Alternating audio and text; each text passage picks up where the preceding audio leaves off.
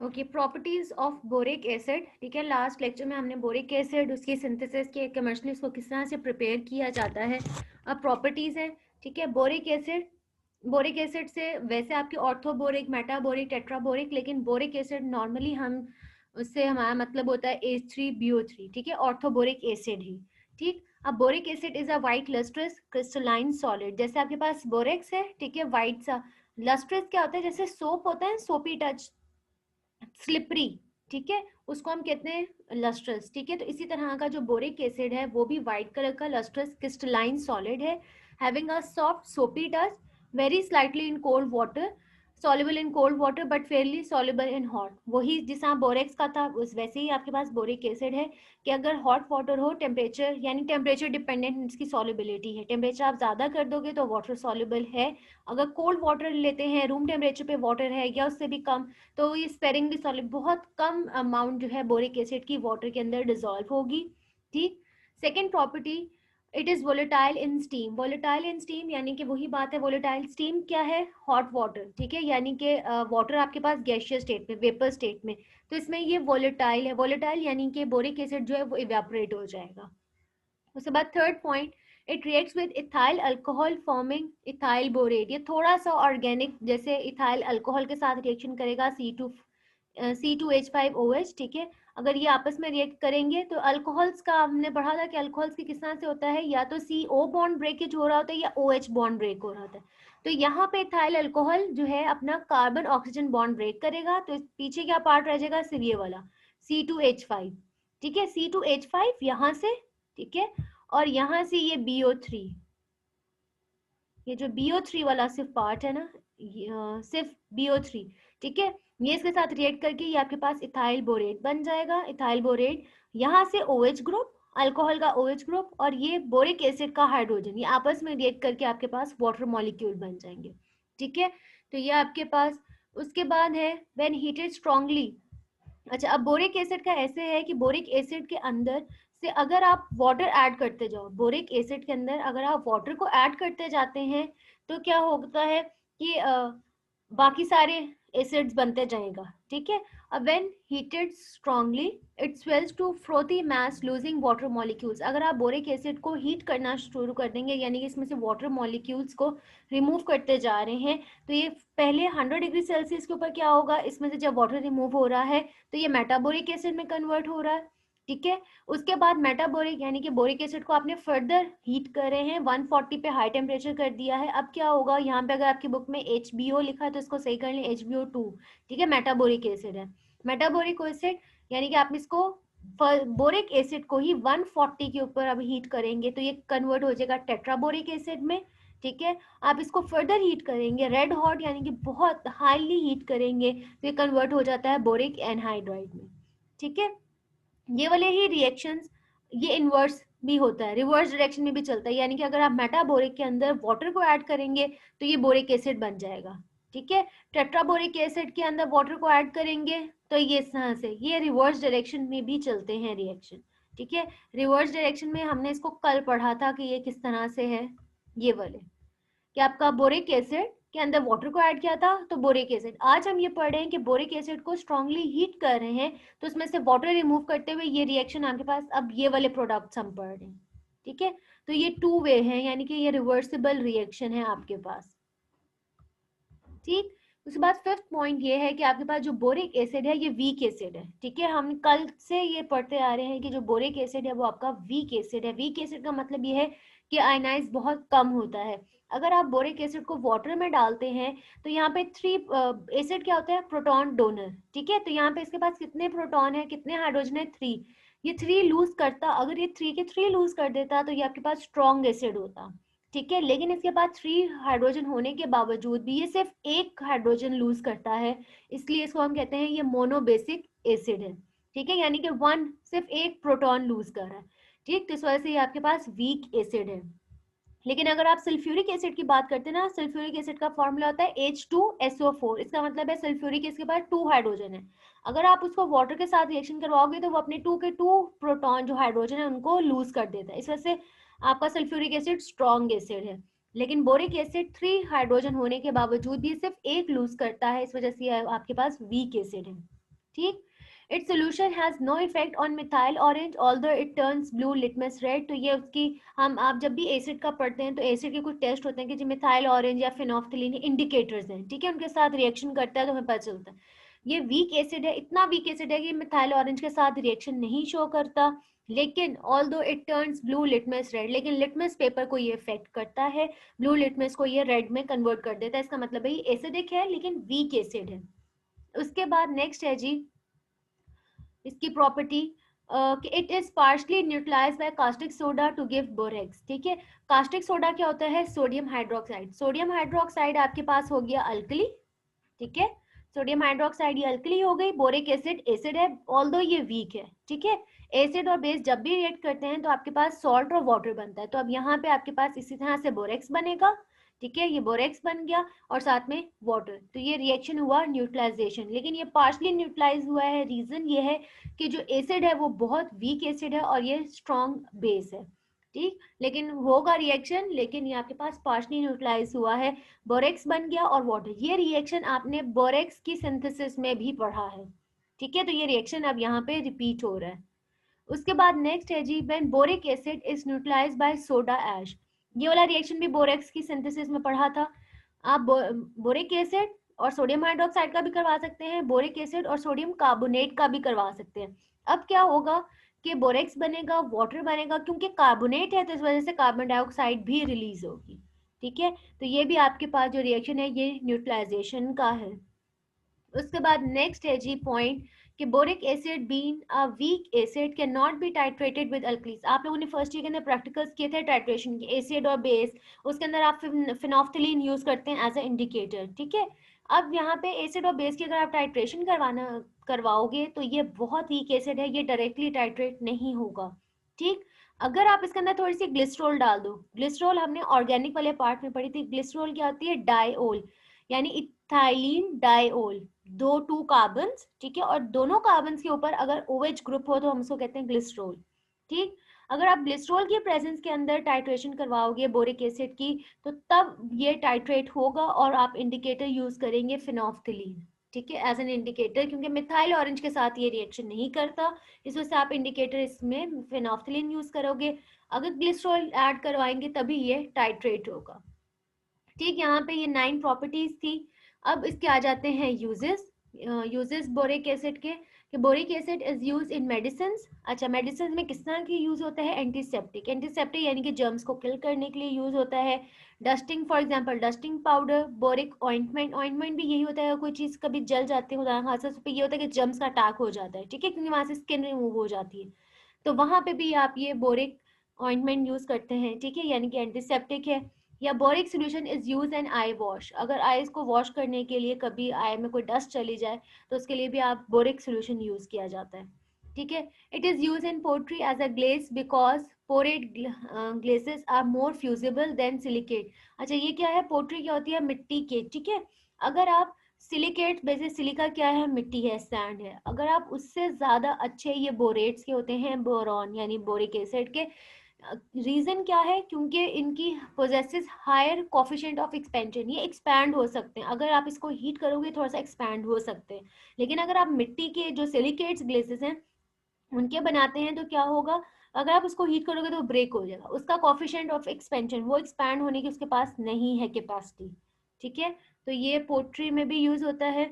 It is also use in candle industry for stiffening of wicks. Wicks क्या होती है? Candle को हम उर्दू में कहते हैं ना मोमबत्ती, तो मोम हो गई वैक्स, जो ऊपर बत्ती होती है ना जो आपको कैंडल के ऊपर, तो वो होती है विक्स, ठीक है, उसको स्टिफनिंग, उसको सख्त करने के लिए भी बोरिक एसिड यूज होता है। It is also use in candle industry. तो ये हो गए इसके 3 यूजेस। यहाँ पे बोरॉन का हो गया है कंप्लीट। बोरॉन के हमने 2 मिनरल्स पढ़े हैं, एक हमने बोरिक एसिड और एक हमने बोरेक्स, ये 2 इंपॉर्टेंट थे, उनको हमने डिटेल से स्टडी किया है। अब आ जाते हैं एल्यूमिनियम की तरफ। अब है रिएक्शंस ऑफ एल्यूमिनियम, ठीक है। सबसे पहले रिएक्शंस ऑफ एल्यूमिनियम में है रिएक्शन विद एयर।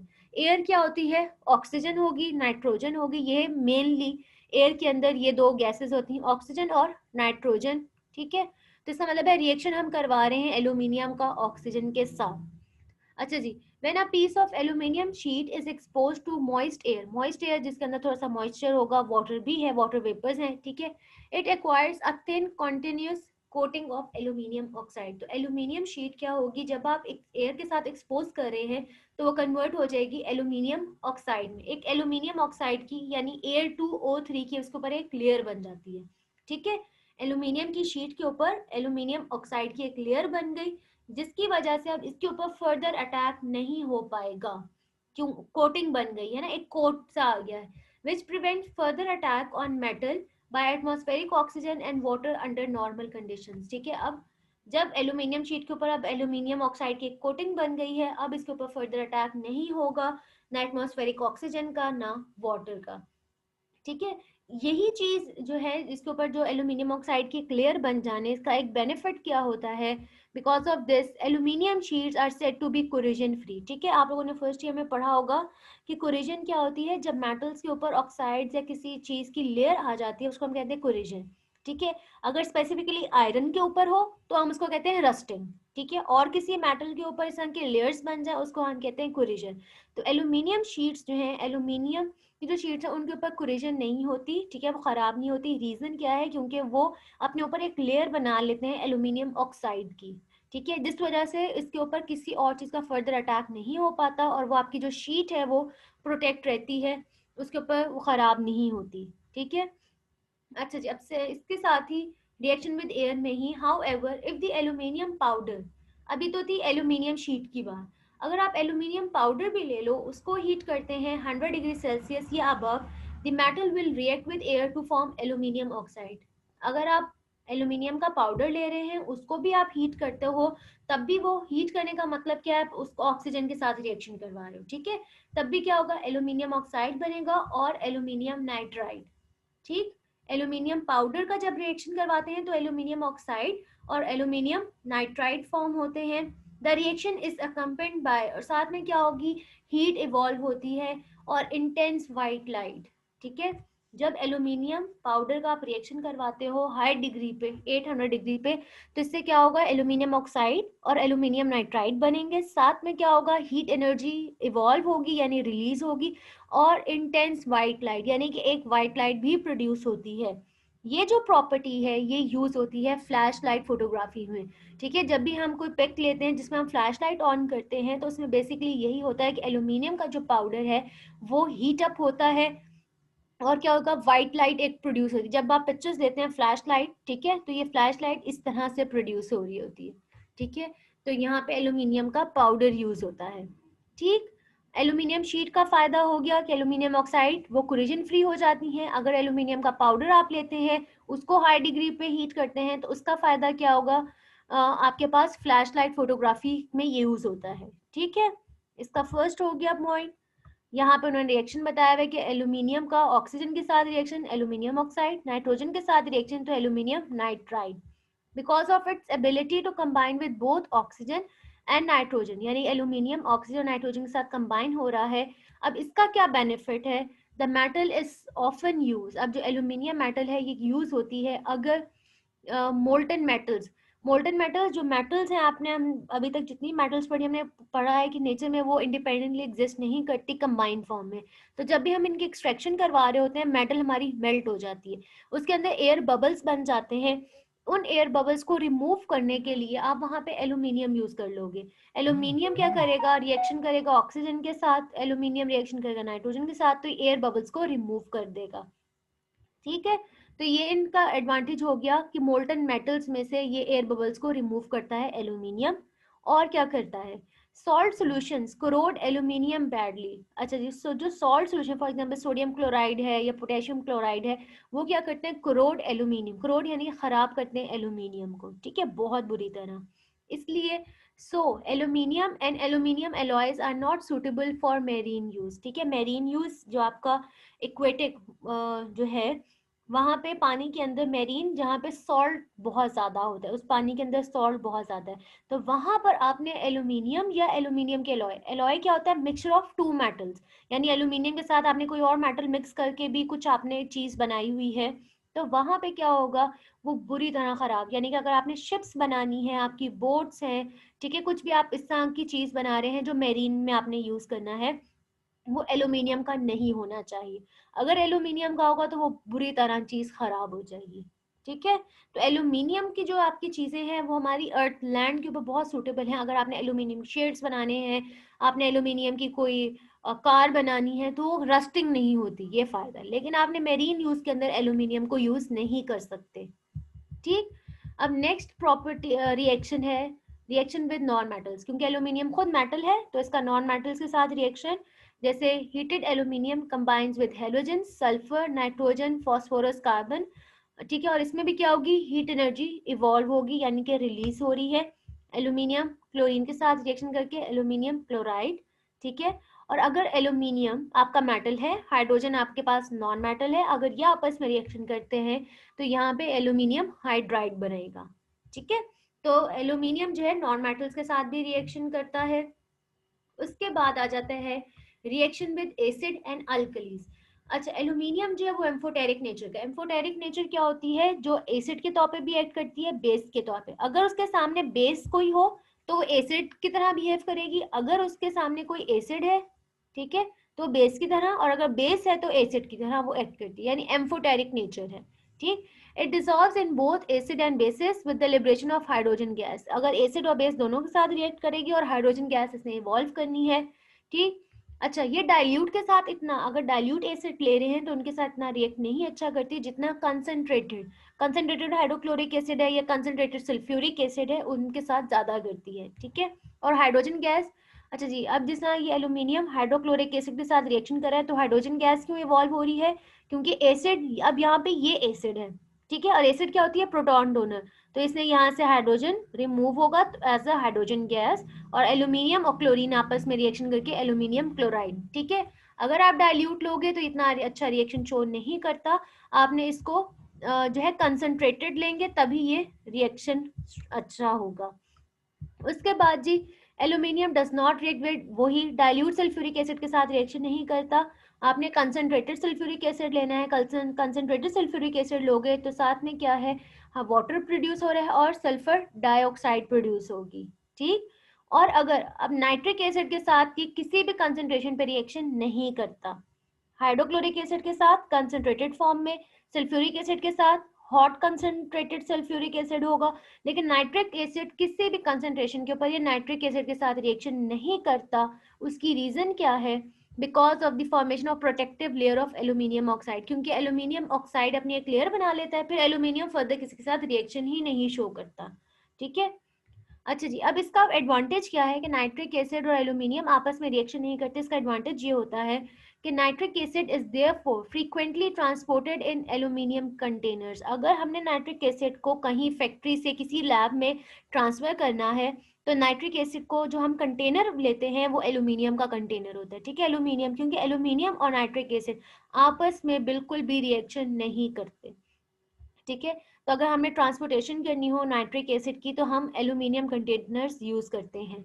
अच्छा, ये हो गया सारा एसिड्स की बात। अब एल्यूमिनियम बेस के साथ किस तरह से रिएक्शन करता है कि aluminium dissolves in both sodium and potassium hydroxide to form soluble aluminate with the evolution of hydrogen. ठीक है, हाइड्रोजन गैस यहाँ पे भी इवॉल्व हो रही है और इसने अब बेस के साथ भी रिएक्शन किया, तो एसिड जो एल्यूमिनियम है, एसिड और बेस दोनों के साथ रिएक्शन शो करता है। ठीक है, यहाँ पे अब हमारे हो गए हैं एंड, एल्यूमिनियम के भी रिएक्शंस कंप्लीट हो गए हैं। ठीक है, यहाँ पे हम इसको एंड कर देते हैं। वैसे तो ये थोड़े सी यूजेस हैं, यूजेस हम जो है आप लोग एक दफा पढ़ लेना। ठीक है, बाकी हम डिटेल में कल एल्यूमिनियम के यूजेस डिटेल में डिस्कस कर लेंगे। ठीक है, अच्छा जी, एक दफा रिपीट कर लेते हैं कि आज के लेक्चर में हमने अभी किया क्या है। एक तो हमने किया है बोरिक एसिड की प्रॉपर्टीज को। ठीक है, बोरिक एसिड की प्रॉपर्टीज की आपके पास व्हाइट लस्ट्रस क्रिस्टलाइन सॉलिड है। ठीक है, वोलेटाइल इन स्टीम है, इथाइल अल्कोहल के साथ रिएक्शन करके इथाइल बोरेट बनाता है। इसमें से अगर वाटर को, बोरिक एसिड में से वाटर को रिमूव करते जाएंगे तो ये मेटाबोरिक एसिड, टेट्राबोरिक एसिड, बोरिक एनहाइड्राइड इनमें कन्वर्ट होता जाएगा। ठीक, ये वीक एसिड है, इस वजह से जब वाटर के साथ रिएक्शन करते हैं तो ये 3 हाइड्रोजन इसके पास होने के बाद ये तीनों के तीनों रिलीज नहीं करता, सिर्फ एक हाइड्रोजन इसमें से प्रोटोनेट होता है। ठीक है, लिटमस पेपर के ऊपर ये रेड कर देता है, लेकिन ये मिथाइल ऑर्गन के साथ रिएक्शन नहीं करता। ठीक, कास्टिक सोडा और सोडा ऐश इनके साथ रिएक्शन करके ये बोरेक्स बनाता है। ठीक है, यहाँ पे कार्बोनेट की वजह से कार्बन डाइऑक्साइड भी रिलीज होगी और ये दोनों न्यूट्रलाइजेशन रिएक्शंस हैं। उसके बाद ये वीक एसिड है, इस वजह से डायरेक्टली अगर आप टाइट्रेट करोगे तो नहीं होगा, अगर आप इसको ग्लिसरॉल की प्रेजेंस में करवाओगे तभी टाइट्रेशन करता है, और आपने इंडिकेटर यूज करना होता है फिनोफ्थलीन। फिर बोरिक एसिड के कुछ यूजेस थे कि आप मेडिसिन में यूज करते हैं, पोट्री में यूज करते हैं, और कैंडल इंडस्ट्री में ये यूज होता है। फिर आ गया था रिएक्शंस एल्यूमिनियम के। एल्यूमिनियम के रिएक्शंस, एल्यूमिनियम ऑक्साइड बन जाता है शीट, वो कोरिजन फ्री हो जाती है। एल्यूमिनियम शीट जो है आपके पास, एल्यूमिनियम शीट एल्यूमिनियम ऑक्साइड की वजह से ये आपके पास कोरिजन फ्री होती है। ठीक है, इसके ऊपर रस्टिंग खराब नहीं होती। ठीक, अगर आप एल्यूमिनियम पाउडर यूज करते हैं तब एल्यूमिनियम ऑक्साइड बनता है और एल्यूमिनियम नाइट्राइड, साथ में व्हाइट लाइट प्रोड्यूस होती है। अब ये व्हाइट लाइट कहाँ यूज होती है? फ्लैश लाइट फोटोग्राफी में। ठीक, एल्यूमिनियम ऑक्साइड और एल्यूमिनियम नाइट्राइड इसका क्या यूज होता है कि ये रिमूव करता है air bubbles from molten metals. Molten metals में से जो एयर बबल्स हैं उनको रिमूव करने के लिए ये, क्योंकि एल्यूमिनियम ऑक्सीजन और नाइट्रोजन के साथ रिएक्शन करता है। सॉल्ट सोल्यूशन जो है एल्यूमिनियम को खराब करता है, इस वजह से मेरीन में आपने एल्यूमिनियम या कोई चीज को यूज नहीं करना। उसके बाद नॉन मेटल्स के साथ रिएक्शन था। ठीक है, उसके बाद एसिड और अल्कलीज दोनों के साथ रिएक्शन करता है। रीजन ये है कि ये एम्फोटेरिक है। ठीक है, आपके पास हाइड्रोक्लोरिक एसिड और सल्फ्यूरिक एसिड दोनों के साथ कंसंट्रेटेड में करता है, लेकिन नाइट्रिक एसिड के साथ ये किसी भी कंसंट्रेशन में रिएक्शन नहीं करता। रीजन क्या है? क्योंकि प्रोटेक्टिव लेयर बन जाती है एल्यूमिनियम ऑक्साइड की। ठीक है, एल्यूमिनियम ऑक्साइड की प्रोटेक्टिव लेयर की वजह से ये नाइट्रिक एसिड के साथ रिएक्शन नहीं करता। उसका एडवांटेज क्या होगा कि जब भी नाइट्रिक एसिड को ट्रांसपोर्ट करना होता है तो वो एल्यूमिनियम के कंटेनर्स के अंदर ट्रांसपोर्ट किया जाता है। और लास्ट रिएक्शन ये था कि हमने बेस के साथ करवाया था, तो ये आपके पास जो है सॉल्युबल एल्यूमिनेट बन रहे हैं और साथ में हाइड्रोजन गैस इवॉल्व होगी। ठीक है, बस आज का लेक्चर हमारा यहीं तक। अब आप लोगों के क्वेश्चन आंसर्स।